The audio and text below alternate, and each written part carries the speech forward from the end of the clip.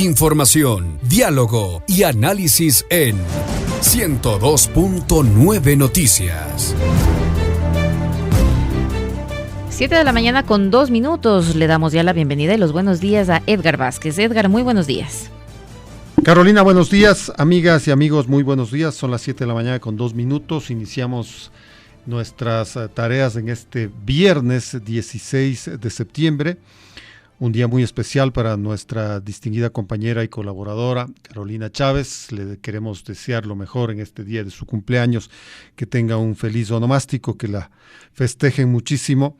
Queremos siempre tener y hacer patente el reconocimiento a su sacrificada tarea dentro de los planos comunicacionales y cómo una mujer contemporánea puede lidiar con ello y además pues con su vida familiar. Esas son las maravillas del siglo XXI, donde mujeres como Carolina Chávez son mujeres íntegras que buscan el bienestar y a la vez para sí mismas, para su familia y obviamente en función de la excelencia. Gracias por todo su aporte, Carolina, y que tenga un bonito día. Vamos de lleno a nuestra agenda del día de hoy. Empezamos nuestra ronda de entrevistas con el coronel Renato González, quien ya se encuentra en la vía telemática. Él es director general del Instituto de Seguridad Social de la Policía Nacional. Coronel, muy buenos días. Entendemos que ya está en vigencia la difusión roja de Interpol para el denominado mago Jorge Cherres, acusado de un gigantesco desfalco, probablemente uno de los más grandes de la historia del Ecuador, $900 millones. ¿Cuál es el detalle de esta difusión roja? Suponemos que se trata de la información que se ha difundido, se trata de una búsqueda intermitente en 100 países, pero en la última ocasión que hablamos con usted, coronel, se dijo que él está radicado en México. Sería cuestión de ir directamente y buscar en el Distrito Federal. Coronel, muy buenos días. Buenos días, Edgar, Carolina y a toda la audiencia de Radio Municipal. Efectivamente, se ha avanzado en esta difusión roja que tiene el siguiente proceso. En el caso de Cevale, que es una de las 20 investigaciones que están abiertas en el país por el tema ISPOL, estaba siendo procesado el señor Jorge Osvaldo Cherres Min. Al ser formulado cargos, su defensa técnica solicitó medidas sustitutivas y esto fue permitido por la autoridad judicial. Como ya sabíamos que no se encontraba en el país, no cumplió esas medidas sustitutivas e inmediatamente se solicitó el cambio por una prisión preventiva y se emitió la orden de detención nacional.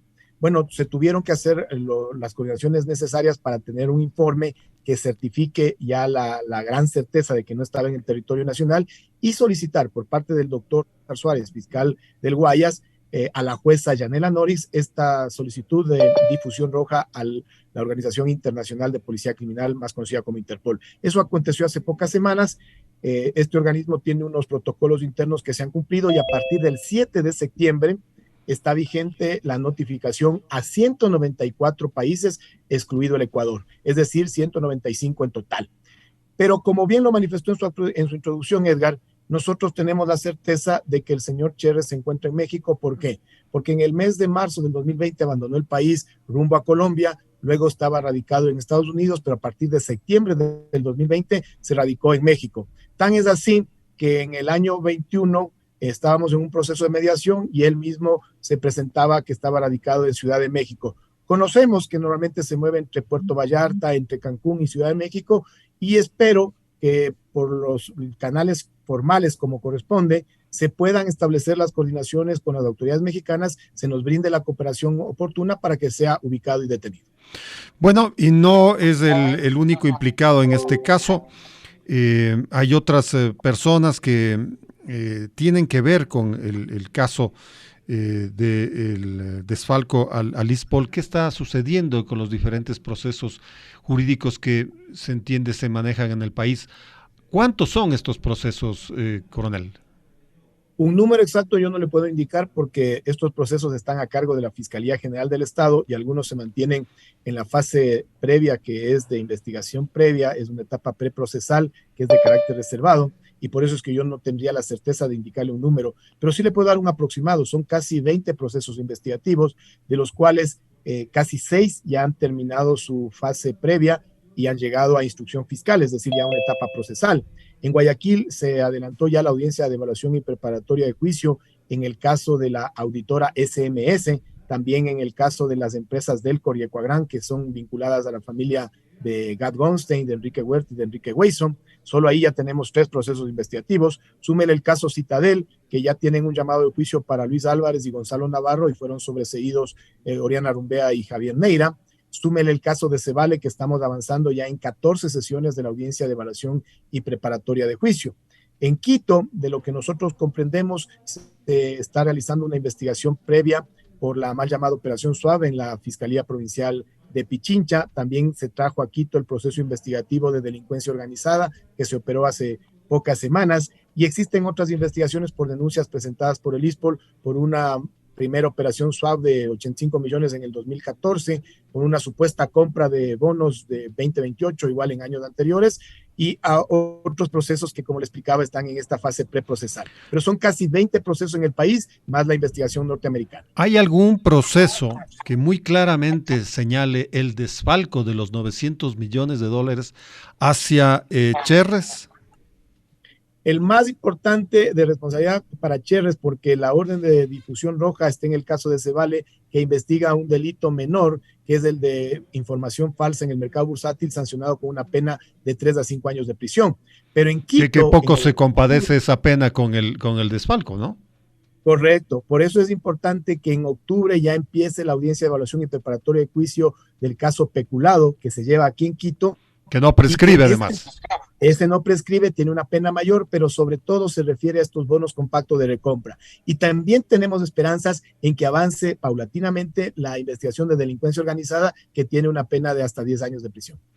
Los juicios, ¿a qué ritmo están marchando?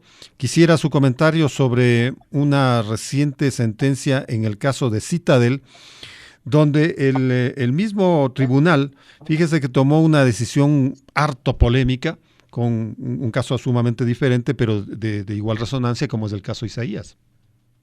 Lamentablemente el sistema procesal penal y el sistema penal ecuatoriano están montados de una manera que le permite muchos beneficios al potencial victimario, es decir, es pro victimario y antivíctima, tiene una serie de recursos horizontales y verticales que recurrir, y eso le vuelve un proceso muy largo, tortuoso y lento. Miren la comparación y la gran envidia con el sistema norteamericano, donde ellos ya tienen 2 autores confesos, que son Luis Álvarez Villamar, exgerente de operaciones del Cevale, y John Luzuriaga, exdirector de riesgos del ISPOL. En el tema puntual que usted me consulta, que fue el caso Citadel, estuvieron procesados Luis Álvarez Villamar, su yerno Gonzalo Navarro, Oriana Rumbea, que era la directora administrativa financiera del Cevale, que no es cosa menor, era un alto cargo del Cevale y además funcionaria de la Bolsa de Valores de Guayaquil, y su esposo Javier Neira Salazar, el principal de Citadel, Casa de Valores. Avanzó la investigación, a nuestro criterio, Fiscalía hizo un muy buen rol investigativo, lo presentó en la audiencia de evaluación y preparatoria de juicio al juez Terán, y el juez Terán, muy habilidoso, dijo: se llama juicio, es decir, sí hay el ilícito, pero se les llama a los 2 eslabones más débiles, a Luis Álvarez, que está en Estados Unidos, y a Gonzalo Navarro, que está prófugo. Y se lo sobreselló a Oriana Rumbea, pese a ser la directora administrativa financiera del Cevale, y a su esposo Javier Neira. Esto lo apelamos tanto la Fiscalía, la Policía Nacional y el propio ISPOL, y apoyados por la Procuraduría General del Estado, y recayó en una de las salas de la Corte Provincial del Guayas. ¿Qué es lo molestoso? ¿Qué es lo fastidioso? ¿Qué es lo que incomoda? Que integró esa sala el juez Carlos Alberto González Abad. ¿Y quién es este personaje? El mismo juez que 2 meses atrás, en julio del 2022, ya fue declarado con error inexcusable por parte de la Corte Constitucional en virtud de haber hecho un atentado al derecho, dado que la empresa privada JIK S.A. había planteado una acción de protección en contra de la capacidad coactiva de la Corporación Financiera Nacional. Mire que siempre son actores privados en contra del Estado, ¿no? Y entonces ganan en primera instancia, sube a apelación, y los 3 jueces de la Corte Provincial del Guayas también ratifican eso. La CFN plantea una acción extraordinaria de protección y la gana en la Corte Constitucional, pero además los jueces constitucionales de este alto tribunal determinan error inexcusable en los 4 primeros jueces.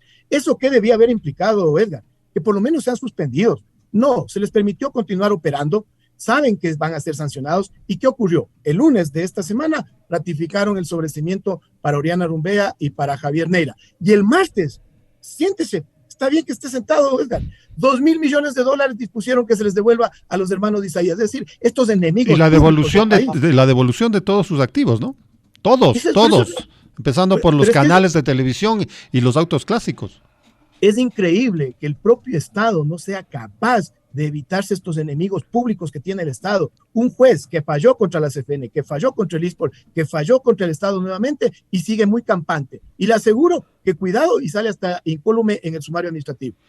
Ese sumario han señalado en el Consejo de la Judicatura, esos sumarios, porque son varios los jueces demandados, se están absolviendo, se están asumiendo en función de su fecha de prescripción. Es decir, si ya están próximos a prescribir, ahí se los atiende porque dice que son bastantes. Pero lastimosamente hay medidas que se pueden tomar. ¿Por qué no le suspenden? Al juez Paredes le suspendieron a los 11 años luego de haber dado la sentencia del caso del Universo. Vamos a esperar 11 años para suspenderle a Carlos González Abad. Hasta mientras, ¿cuántas sentencias en contra del Estado va a emitir este personaje? Ahora, en el caso Citadel, ¿hasta ahí llegó o estarían promoviendo una tercera instancia que supone un elemento de casación? Nosotros nos reunimos con nuestro equipo jurídico y estamos a la expectativa de qué acción pueda realizar la Fiscalía. Entendemos que la Fiscalía, en esta sanción que debía haber tenido el juez González, si se nos presenta una oportunidad de que se descomponga el tribunal que actuó, veríamos una posibilidad de tal vez recurrir a una casación, aunque es muy complicado realmente en derecho procesal. Ya estaría concluida la presunta responsabilidad de Oriana Rumbea y de Javier Neira en el tema Citadel, pero Oriana Rumbea está procesada en el caso de Cevale y Javier Neira, como le digo, estoy convencido que tendrá que aparecer en la investigación de la operación Swap, porque fue Citadel, la casa de valores de él, que además la Superintendencia de Compañías de Valores y Seguros la intervino y ahora la tiene en liquidación. Es decir, aquí solamente los jueces se tapan los ojos y piensan que no ha habido nada. A este ritmo son capaces de exigir al director general del ISPOL que le pida disculpas a todos los procesados porque se llevaron en los $950 millones y que nosotros sigamos nomás operando con lo que queda de capital del ISPOL. Bueno, pues eso es una muy buena pregunta. ¿Cómo sigue adelante el ISPOL con semejante hueco patrimonial, $900 millones? Vea, una empresa privada con semejante desfalco y habría quebrado. Muchas gracias por ese reconocimiento para todo mi equipo de trabajo, Edgar, porque es importante. Estamos parados, estamos en pie, estamos operando por la protección divina y por la sensibilidad del actual gobierno de habernos regularizado la entrega de los aportes patronales y personales, lo que nos ha permitido recuperar liquidez. Como usted bien lo dice, una empresa privada que tiene una merma del 60% de su capital, técnicamente estaría quebrado. La ventaja del ISPOL es que es un fondo previsional que acumula capitales mes a mes y que hemos desde mayo del año pasado recibido las transferencias que nos permitió en estos últimos 2 meses volver a otorgar créditos luego de 32 meses a nuestros afiliados. Y esto quiero resaltarlo. Hemos ingresado a la economía ecuatoriana $260 millones a través de 10,000 créditos entregados a nuestros asegurados. Esto empieza a dinamizar la economía ecuatoriana porque los policías que recibieron esos capitales van a comprarse una casa, un terreno, un automóvil, van a ir al centro comercial y de eso se trata, de hacer patria. Lastimosamente, antes aquí, estos especímenes que se creían los gurús de la seguridad social policial prefirieron entregar capitales que salieron sin haber pagado ni siquiera el impuesto de salida de divisas y salieron capitales de la seguridad social policial al exterior en este megatrack. En anteriores entrevistas, Coronel González, usted ha mencionado que el mago Cherres es un objeto que detrás hay un titiritero o titiriteros. ¿Y qué pasa pues con aquellos que están tras bastidores? Eso es importantísimo. Mire, Edgar, no es coincidencia que cuando avanza la audiencia de evaluación y preparatoria de juicio del caso de Cevale, cuando se opera como delincuencia organizada a uno de los temas del ISPOL, cuando existe la difusión roja para el señor Jorge Cherres, bingo, automáticamente existen los movimientos inusuales de los operadores políticos que son los que realmente responden a estos hilos de poder que están detrás de Cherres.